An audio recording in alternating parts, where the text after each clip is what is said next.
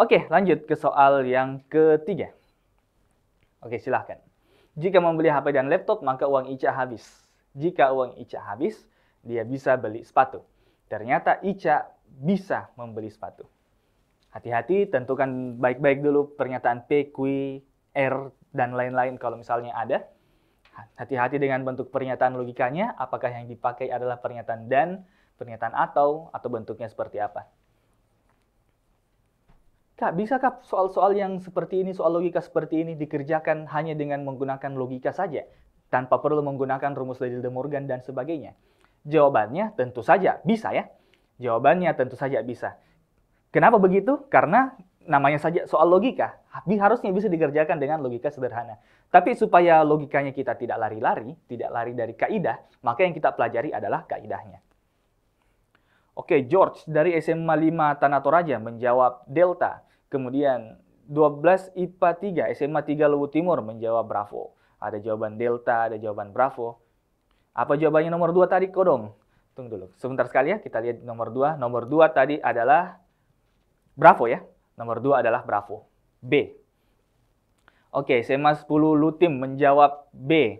Ada menjawab delta juga. Oke, jadi antara D atau B ini. Jadi antara bravo versus delta. Kita lihat siapa yang benar, bravo atau delta. Karena terbagi dua ini jawabannya. Ada yang menjawab bravo, ada yang menjawab delta. Oke, kita lihat untuk soal nomor 3. Tentukan dulu PQR-nya. Jadi P-nya adalah beli HP. Q-nya adalah beli laptop. R-nya adalah uang Ica habis.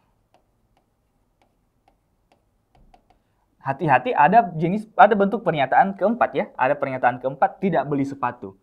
S-nya adalah tidak beli sepatu. Notice di sini pernyataan yang S ya. Yang saya tuliskan sebagai S adalah tidak beli sepatu. Jadi kalau muncul pernyataan negasi S, berarti negasi S-nya adalah bisa beli sepatu. Nah, jadi hati-hati di pernyataan S sebentar. Oke, kita lihat bentuk pernyataannya. Jadi premis pertamanya bilang kalau membeli HP dan laptop, P dan Q, maka uang Ica habis. Uang Ica habis itu adalah R.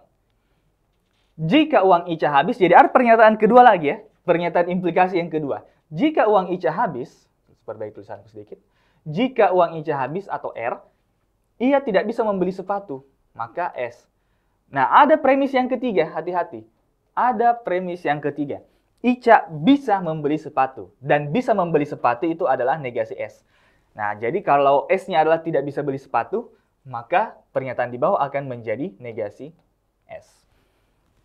Nah, kalau bentuk seperti ini, maka kerjakan dulu pernyataan pertama dengan pernyataan keduanya. Kerja dulu silogisme hipotetiknya. Atau kalau ada yang mau kerja pernyataan kedua dengan pernyataan ketiga duluan, kerja modus tollensnya duluan, maka benar juga ya. Nah, jadi kita coret saja R-nya, maka kita akan dapat P dan Q implikasi S. Kemudian yang kita peroleh adalah negasi S. Nah, jadi lagi-lagi ini adalah modus tollens. Banyak sekali modus tollens ya. Jadi negasi dari P dan Q atau ini akan sama dengan atau ekivalen dengan negasi P atau negasi Q. Nah, jadi ingat kalau dari Liddell de Morgan, kalau ada pernyataan konjungsi atau pernyataan disjungsi yang dinegasikan, maka hasilnya adalah kali masuk ini tanda negasinya, kemudian tandanya kita putar. Jadi tanda konjungsi kita putar menjadi disjungsi dan sebaliknya. Jadi jawabannya harusnya bentuk pernyataan atau ya. Ya, harusnya bentuk pernyataan disjungsi. Nah, jadi jawabannya adalah delta ya. Hati-hati dengan pernyataan B. Pernyataan B ini dia pakai dan. Jadi perhatikan perbedaan pernyataan dan dengan pernyataan atau ya. Jadi hati-hati, itu dua adalah pernyataan yang hampir biasanya luput dari pengamatannya kita kalau kita mengerjakan soal. Tapi kalau dalam logika itu adalah hal yang paling penting. Oke, jadi nomor 3 jawabannya adalah delta ya. Jadi D ya, Ica tidak membeli HP atau tidak membeli laptop.